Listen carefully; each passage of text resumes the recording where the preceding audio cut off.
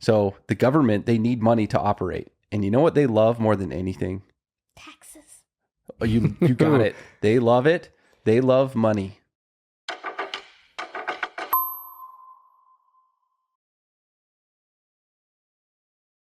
Hey, welcome to the Decoding Cross-Border Ecommerce podcast.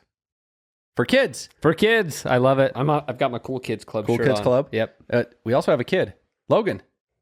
Hi. Hi. You know, when we start off podcasts, we do it with a joke. Do you have a joke for us? Mm-hmm. So there were 3 scouts and 1 scientist, and they were on a plane. And they went on a plane ride. Then they lost. So their engine broke down. And they were flying down, and there were only 3 parachutes. And then they were trying to figure out who should die and who should just jump off with the parachute. And then the scientist just said, "Screw it," and he grabbed a bag and jumped off. And then they're like, "Okay, now what do we do?" And then one of the scouts was like, "Oh, now we can all stay alive. That was just my scout bag." Love it. Good. That's a good one. All right, Logan. How old are you? 9. 9. All right. And Logan, okay, you're one of how many kids? How many siblings do you have? 7. Oh my. So there's 8 of you. Wow. Okay, we didn't bring in the whole group, but Logan, I have a really important question for you. What? What does your dad do for a living? I don't know. Who is your dad? You? Oh. Yeah, Logan's kid number 5 in our family. So he's got a few younger and a few older siblings, and he's always happy.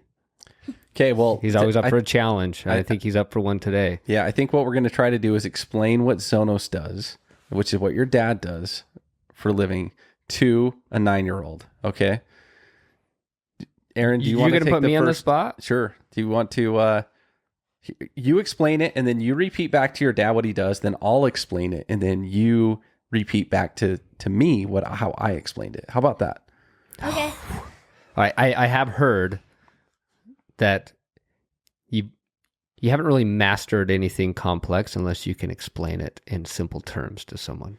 So this is like the ultimate challenge to see if we actually know what we're talking about. And I get to cheat and hear you explain it and then do it slightly better. All right. Well, I'm gonna throw another topic your way after this to see if so that way you have to go first. All right, Zonos. You want to know what Zonos does, right, Logan? I almost called you Zonos, which is kind of a cool name, actually. Then you'd have a Z in your first name and your last name. Wouldn't be so bad, would it? Yeah. All right. What do you know? Like when I go to work every day, what do I do? No idea? No idea. You have any idea what Zonos does? Nope. All right. We're starting from scratch here then. Okay. If you remember when I used to work at Rocky Mountain, people would order stuff, get online and order stuff, right? Yeah. And then we'd ship it to them, and we have packages from all sorts of places that show up on our doorstep, right? But what if those packages had to go to a different country? Is it the same as if it just ships here in America? What do you think might be different?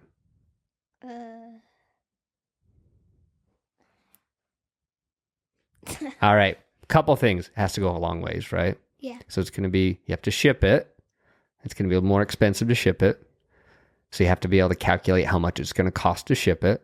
But then actually when it goes into the country, that country likes to get their own things called duty and tax.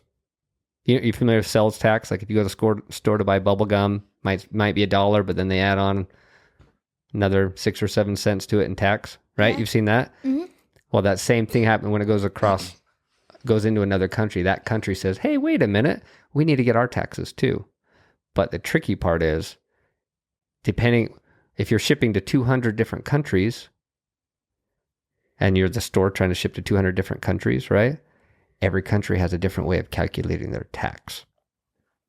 So how easy would that be if you were the one selling stuff to people? How easy would it be for you to navigate all of that? Not easy. Not easy. Do you think maybe you'd want a software to help you with it? Mm-hmm. That's what Zonos does. Oh. Oh, now to the question, Logan. What does Zonos do?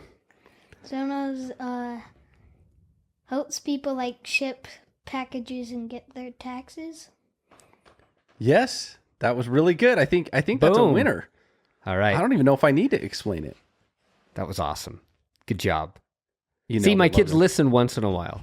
Once in a while, they pay attention, huh? When it comes to cleaning their room, not so much. Well, yeah, I think you did well here. Good. Does that mean I actually know a little bit about what I do for work? Or you have a smart kid. Yeah, it's probably the smart kid. Yeah. He takes after his mom. Well, Logan, this mini episode of explaining Zonos to a 9-year-old, we appreciate you coming on. I think we're gonna have another guest on and Let's do it. And another kid. I think that would be a lot of fun. But thank you, Logan, for coming on. That was amazing. Thanks, Logs. Bye. Welcome to the Decoding Cross-Border Ecommerce podcast for kids. For kids. And we have a special guest today, Aaron. Yes, we do. This one's name is Kinley. Kinley, hello. Hello. Kinley's my 4th kid, by the way. 4th kid. Mm-hmm. Kinley, how old are you? I just turned 11 today. Today. Today. Happy birthday. Thanks. And you chose to come here and spend time with us on your birthday? Yeah. I feel special. Well, this is going to be fun, Kinley. So I have the challenge today of trying to explain to you a couple of things, okay? And I want to see if you can repeat it back to me of what they are, okay? But before we do that, But yes. we need a joke from you. Yeah, do you have a joke for us? Yeah, okay. So there was this plane and there were 4 people on it. There was a scientist, a soldier, a teacher, and another scientist. Okay. Hold on. A scientist, a soldier, a teacher, and another scientist. Yes. Okay. All right. 2 scientists, a soldier, and a teacher. Got it. Yeah. The plane had too much stuff on it. So the pilot asked every person to drop an item. So the math person dropped a pencil. Soldier dropped a bomb. The scientist dropped a veil. And both scientists dropped a veil. And then the next day, a kid was walking around the block. And he walks up to this kid who has a bump on his head. And he's like, what's wrong? He's like, well, a pencil dropped out of the air and hit me on the head. He keeps going. There's another kid who has a cut on his face. He was like, what's wrong? He's like, well, I looked up and I saw a veil and it cut me. I saw 2 veils and it hit me in the face. He keeps walking. Then he sees this kid laughing really hard on the curb. And he's like, wait, what's wrong? He's like, well, my grandma farted and she blew up the house. That was a good build up to that punchline I didn't expect coming. I was wondering. That was good. That was great. Okay, this is where we go from, the very, very fun stuff to some stuff that's almost as fun, Kinley, okay? Almost. Okay. All right. I want to explain to you what duty and tax is, okay, and how it works. And then I want you to, and then we'll see if you can explain this back, okay? Okay. So, what are you familiar with the government? So all the lawmakers, or let's say, the president of the United States, right? So the government, they need money to operate. And you know what they love more than anything? Taxes. Oh, you got it. They love it. They love money, right? And so whenever you buy something at the store, there's taxes. Now, that's what happens when it's in the US, so that's the taxes. When it's coming from a different country, they want even more money. because they love it that much, right? They're like, if this is coming from China, we really, really, really want more money. So then they tax it again. And you know what they call that? Duty. So that's what they call it when it comes from another country. So tax is the one that you pay. But if you're buying it from somebody if it's coming from China, what are you going to pay on top of it? On top of the tax? More tax. More tax. Duty. All right. Can you explain to me what duty and tax is? Tax is, so the government and stuff, they need money to operate and stuff. So they do taxes. But in other countries, they'll make you do duty where you have to pay tax again. You're I thought that was pretty good. That was pretty good. So let me ask you a question then.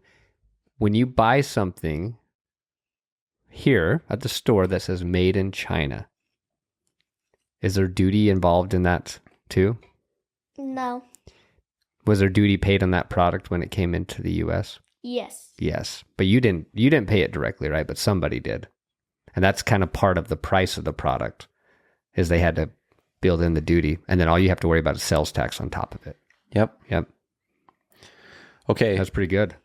But when you buy like something online, okay, now I'm going to explain something called de minimis. Okay. And let's see if you can explain it back, which is, let's say,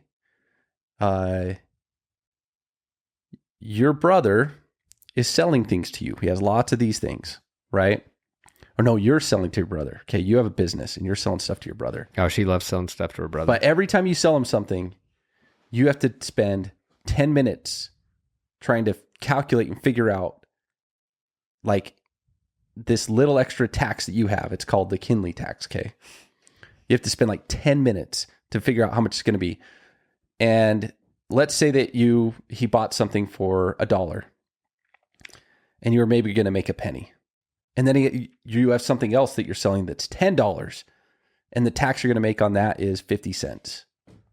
But it takes the same amount of time, 10 minutes, both times to get the tax on the $10 item or the tax on the $1 item. Which one would you be most interested in spending the time calculating the tax? $10. $10. Would you even do it on the other one? Would it even be worth the 10 minutes to get the extra penny? No. That's a de minimis. It's not worth your time. Simple as that. So if something, and you get to decide what that is, right? That's the Kinley rule. The United States, they have their own rule. Theirs is $800. That's their de minimis. Australia, it's for duty anyway. It's 1,000. So every country has their own rules, like you have your own rule. So the question, do you want to ask it this time? So what's de minimis? I can't pronounce it. Say it 10 times fast. So what's de minimis? De minimis. minimis. It's where it's like you're selling something, and then it's like there's one that you would rather do more than the other, and it's like one of them's not worth doing it. Mm-hmm. So. Yeah, in fact, the word de minimis is Latin for basically not worth your time. Yep. There's a different word I'm thinking of that's not coming to my head right now. A threshold that is not worth the effort, or I don't know. I'm not getting it right either. Yeah. But yes, that is the definition of the word, basically. So the real world example of this would be the goods that are coming into the country. And we just talked about duty, right? Assessing that duty and calculating it and then having to collect it from whoever's bringing it into the country. If it's a really small amount, it's just not worth the time, right? So in here in America, if something's worth less than $800, the U.S. government says we're not even going to waste our time on those. We're just going to do the big expensive shipments coming in. Make sense? Yeah. All right. That was good. Hey, I think another successful Decoding Cross-Border Ecommerce podcast for kids. For kids. Thank you, Kinley, for coming on. This was fun. Thank you. Bye. Go do your homework. I don't have any homework.